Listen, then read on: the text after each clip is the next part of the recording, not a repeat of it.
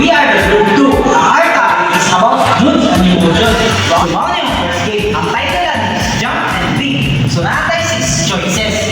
Each choice is laylay ang ngalan ng mga emotion. So, ang mga gituyo, mag-label sila.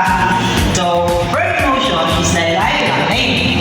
So, natay joy, anger, disgust, annoy, sadness, and fear. So, ang gituyo, laylay ang name para ang mga players mag-convince lang libo kung magawa sa nilang emotion para makita ang ilang emotion kung ilang panood na pangulahunda. So, okay, sige. If I say one word, pangitaan niya ang word. If I say emotion, pangitaan niya ang emotion. So, natin one participant for this game. Si Dimly Matira. So, ang ngayon to pick the emotion, sadness, wamag siya. So, for example, pick the emotion, disgust.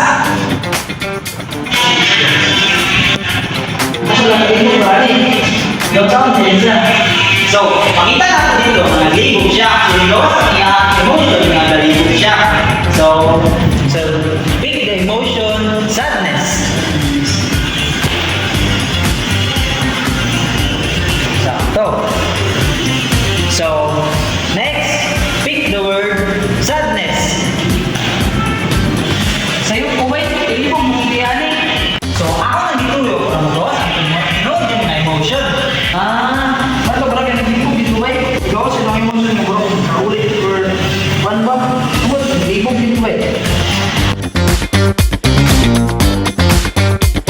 So, sa ating game 2, natay 6 emotion yapon.